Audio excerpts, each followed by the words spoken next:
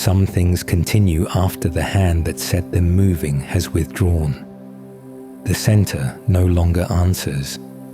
The structure has not stopped.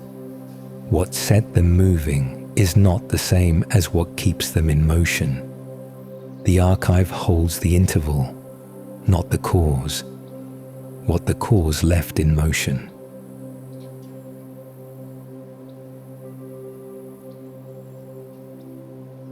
The bell tower stands at the edge of the square. The square is empty at this hour. The cobblestones hold the temperature the day deposited, and the night is drawing out. Unevenly, the stones near the center cooling faster than the stones near the walls, which retain what the walls themselves hold. The fountain in the center is not running. The water in the basin is still, the surface holding the sky's reflection, which at this hour offers very little back. The tower rises from the corner. Stone, the local limestone the region provided when the tower was built, cut into courses that the centuries have settled.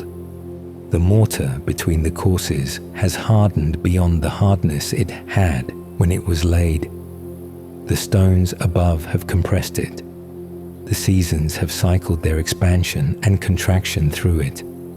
What holds the tower now is not what held it when it was new. It is what those forces made of what was laid. The bell hangs in the open frame at the top. Bronze, copper and tin, the proportions chosen across generations of casting and listening, until the founders arrived at the shape a bell requires. The curve that sustains its tone, the thickness that carries the resonance across open ground. The bell was poured molten into a mold. The metal cooled. The mold was broken away. What remained was the bell in its current form. The curve of the walls, the thickness at the lip, the hollow inside that the bronze closes around. The clapper hangs inside, suspended from the crown. The bell does not require the hand that set it moving. It requires only that nothing stops it.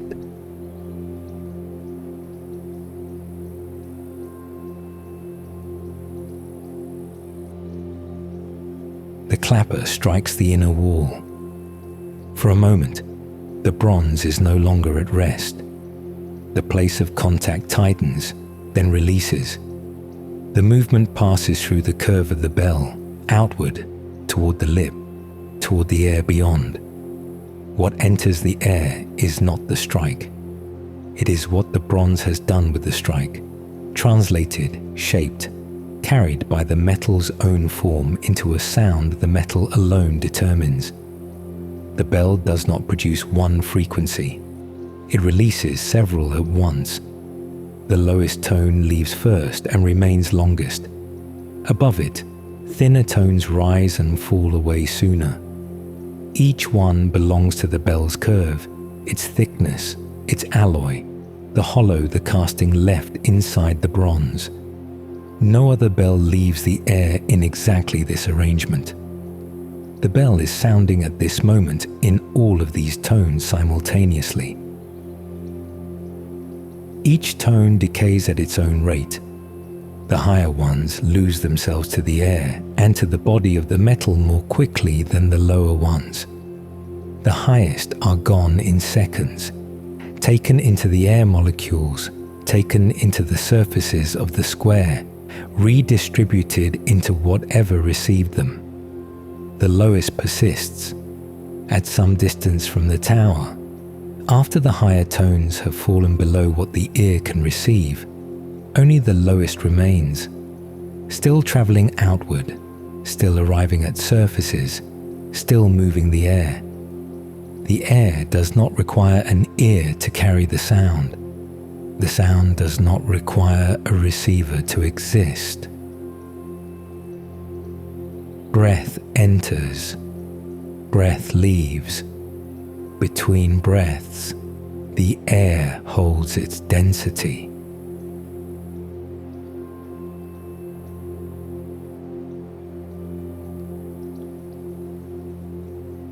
The stone of the tower has been receiving the bell's vibration for as long as the bell has hung in it. Each ringing, the bell swings, the clapper strikes, the bronze sounds. The movement travels from the bell through the axle into the timber frame, and from the timber frame into the stone of the tower walls. Most of what the bell produced has already gone into the air as sound. The remainder enters the stone. Not all of it. Enough. Stone is not absolute stillness. Each ringing enters it by a fraction. The courses hold. The joints receive. The smallest flaws in the stone take the stress more sharply than the unbroken grain around them. In a single ringing, the stone returns to what it was. The disturbance passes. Nothing remains visible, but the stone has not received the bell once. The stone has received the bell thousands of times. What no single ringing produces, the accumulated ringings produce. The stone at the points where the vibration concentrates is different from the stone further from the path. Not visibly different, not different in any way that affects the tower's stability, but different at the depth where the material remembers what it has been asked to do. The grain at those points has been rearranged by the accumulated cycles. The state of the stone there is the state those cycles brought it to. The stone holds what the bell left in it, not sound, not the reason. The record does not distinguish the ringings that call the village to prayer from the ringings that call to alarm, from the ringings that marked the hour, from the ringings that marked nothing. The stone did not attend to why. It received the frequency. It holds what the frequency left. The timber of the bell frame holds a different record. Wood receives stress differently than stone. The fibers at the points where the frame holds the axle have compressed and adjusted across the years of the bell's motion. The grain at those points denser than the grain further from the load. The wood shape narrowed at the bearing surface in a way the original cut did not produce. The frame that supports the bell tonight is not the frame that was installed. It is the frame those forces made of it, season by season, ringing by ringing, the wood arriving at the state the accumulated load has required. The frame holds the bell without holding why.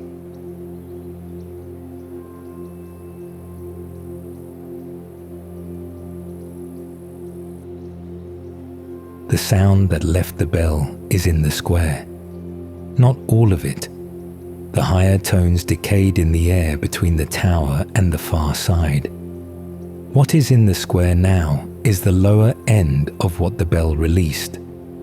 The longer traveling tones, still moving outward from the tower, still arriving at the cobblestones and the walls and the still water of the fountain. The square is empty. The pressure of the sound arrives at the surfaces of the square. The stones underfoot, the walls of the buildings on the far side, the water in the basin, and is absorbed and reflected in the proportions each surface determines. Stone takes a fraction and returns the rest. Water takes differently than stone. The reflected sound crosses back toward the tower, arrives at the tower stone, enters the structure. A fraction of what the bell produced returned after the transit of the square, arriving too reduced to affect the bell's current motion, but arriving. The hand withdrew. The motion it began did not withdraw with it. The sound in the square carries no information about the hand.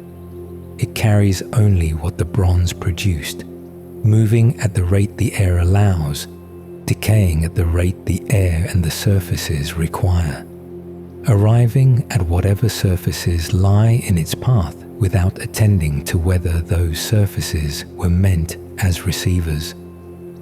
The walls of the buildings across the square were not the target of the ringing. They receive it anyway. Their surfaces take what they take and return the rest, and are, in this taking, fractionally different from what they were before the sound arrived, warmed by the smallest amount, by what the sound deposited in passing. The square is empty and the sound is in it. The sound does not require the square to be populated. Breath enters, breath leaves. Between breaths, the air holds its density.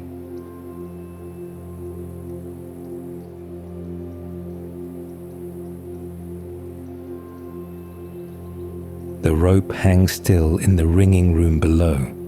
Hemp, plant fibers reduced to their structural form by the preparation that readied them for use, twisted into strands, the strands twisted into cord.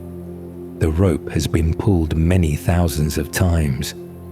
The fibers at the grip section, the length the hand holds, are different from the fibers at the top, where the rope attaches to the wheel, and different from the fibers in the middle, where the rope passes through the aperture in the floor of the bell chamber.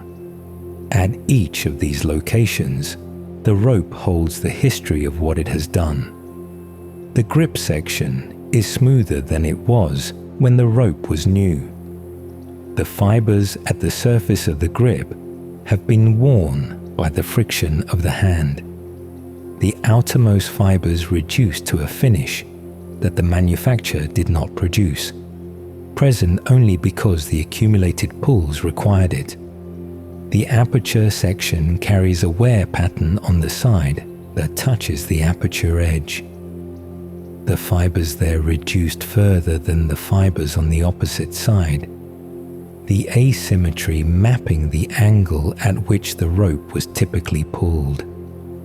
The wheel section carries the compression history of the rope's repeated bending over the wheel's rim. The total length of the rope is fractionally shorter than it was when new. The rope is still now. The bell above it is not still. The bell was set in motion by the pull, and the pull has ceased, and the bell continues. The cord running over the wheel attached to the axle turning in the bearings. These carried the force of the pull to the bell and set it swinging, and the swing set the clapper in motion, and the clapper struck the bronze. Each of these transfers is complete. The rope is no longer transmitting force. The bell is swinging on what the pull deposited in it, the arc decreasing with each swing as the bearings and the air take their portion of the motion. The arc is decreasing. The bell is still swinging. The rope that initiated the sequence has returned to stillness. It hangs at its current length, the fibers at the grip section, holding the shape the accumulated pulls produced. The bell above it continues at the amplitude this moment allows, not the amplitude of the first swing, which was the amplitude the pull produced, but what remains after the friction and the air have taken what they have taken from the motion since.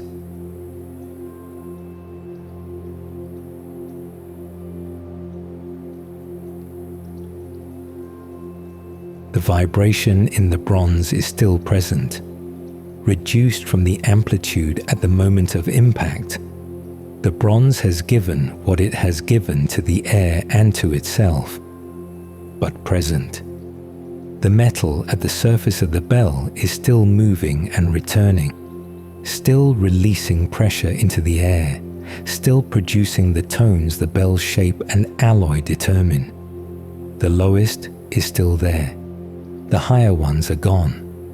What the air receives from the bell at this moment is not what it received at the moment of impact. It is what remains after the faster leaving tones have left, the lower, longer lasting ones, still audible but reduced. The bell's sound at a late stage of its leaving, rather than at its first full release.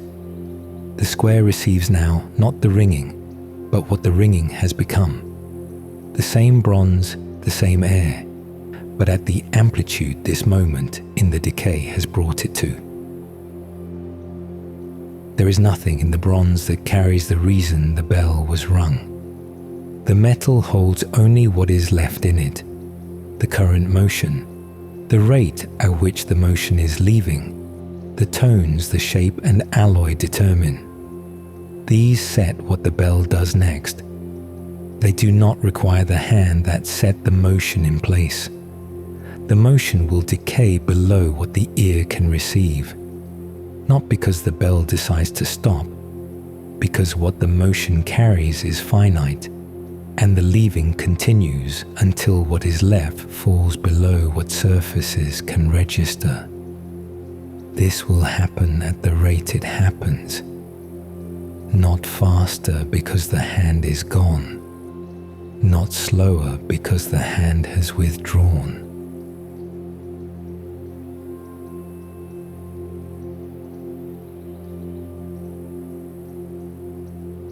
The process continues because nothing has stopped it.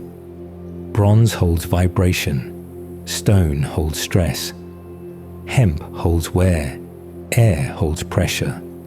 None of these require the hand to remain. In the stone of the tower, the record of thousands of ringings is present at the points where the vibration has gathered.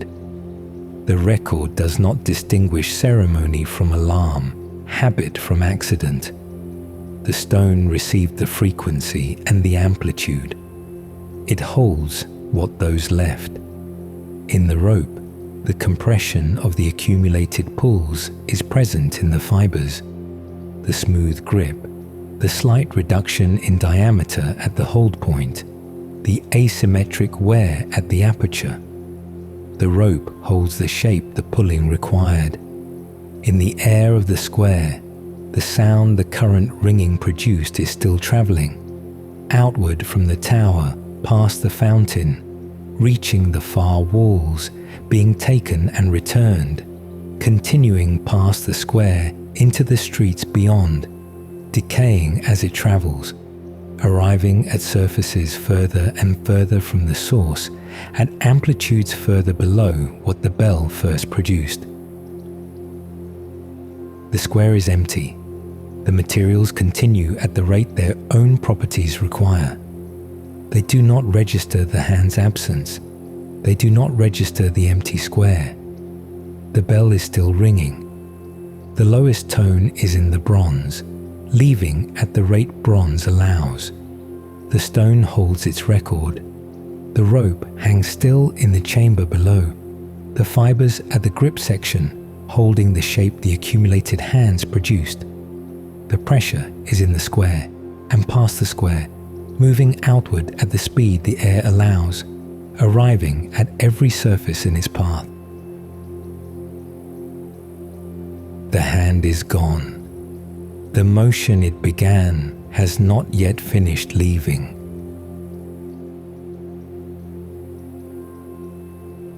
The archive remains.